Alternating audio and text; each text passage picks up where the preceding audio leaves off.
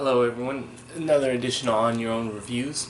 This is going to be the spoiler-free version of this review. We'll be doing another, well, I'll say we, because as soon as Jeff can join us, we'll be doing a spoiler version of this review. We saw 3 movies. It was a long day. So let's go with movie number 1, the newest movie by Edgar Wright, Baby Driver.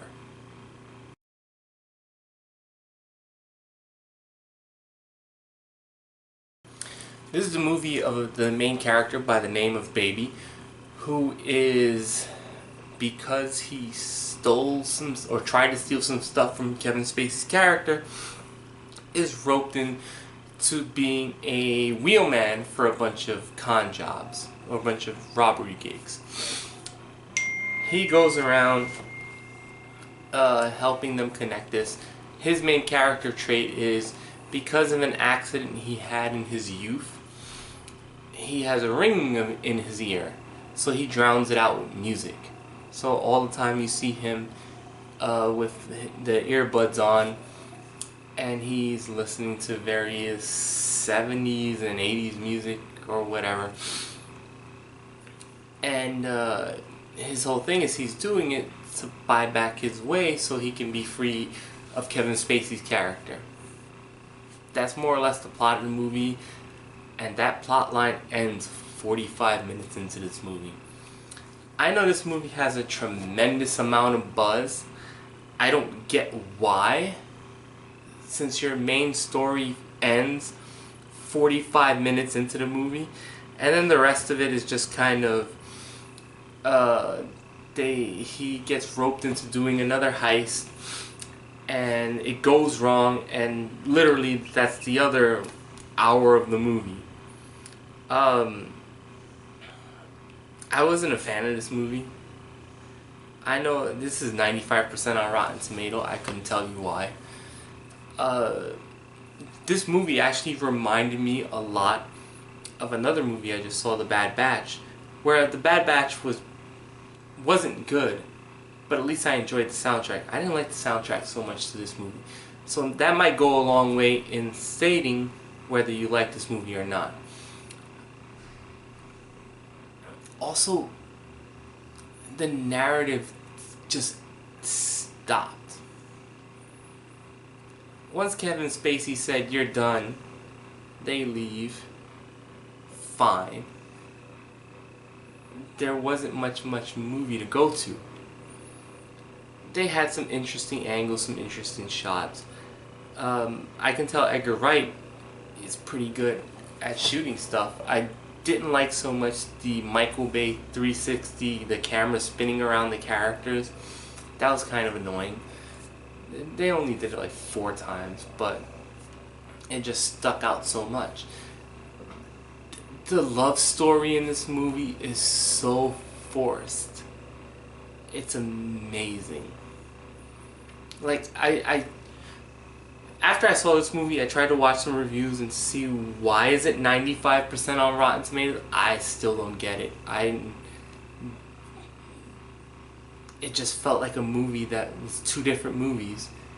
And the first movie was fine. The second movie turned into Jason, because that the one robber, no spoilers, who looks like Frank Grillo from the Anarchy, the Purge movies, just wouldn't fucking die. This movie is so padded. Everyone plays their part fine. I'm not a big fan of the main character, the guy from the Divergent series in The Fault of Our Stars, alias Edgar. Not a big fan of his. He was perfectly serviceable in this movie. It's just there was no story. Like, at one point I was just like staring like, alright, why is this continuing? And the end definitely gets into Roadrunner, Wile E. Coyote moments where it just keeps, it just has event, action, and it tries to be a heart-pounding thriller, but it doesn't work because there's no story. The story dropped 45 minutes into the movie. And then, I'm not going to talk exactly about the ending. I'll wait till I do the review with Jeff, and then we'll get into that part. The ending was so freaking corny. I rolled my eyes 3 times. I haven't rolled my eyes this hard since I've seen Fast and the Furious 7. That one I almost died at. But the ending was so corny and hackneyed. I really sat there, or we didn't sat, we were standing up, we were ready, going to run to see Spider-Man. Ending was so freaking corny. And so stupid. I really sat there, or I was literally going, how is everyone anointing this movie great? How is Edgar Wright anointed as being a visionary? There were some cool shots. There were some times where there was a little bit too much handheld, a little bit, there wasn't much shaky cam, but it had nice constructs going from shot to shot to shot. But at the end of the day, the story was bare bone. Freaking The Bad Batch, for all its, slowness and whatever, was far more enjoyable than this. Yeah, it felt long. This movie felt long too because it had no story. There was just nothing to get onto. Kevin Spacey, I have to say, did do well as his job as the covert operator and the person who got these criminals together to do these heists. But other than that, the love story didn't work. Jamie Foxx is in this, and he does alright. The couple that keep showing up on heists, they were fine. This is a story that ran out of steam, and it's very much a style over substance movie, very much so. The music could be, if you're not a fan of the music, which I wasn't, the music can be overwhelming and unbearable at times. It just felt like you're being attacked by music. The car scenes were actually pretty good. There's a lot of good stunt work in there. I'll give this movie a lot of credit for that. It's a lot of good stunt work. Camera angle shifts, other than the rotating cameras, which I didn't like, it was annoying at times. The movie was fine. It's not 95%.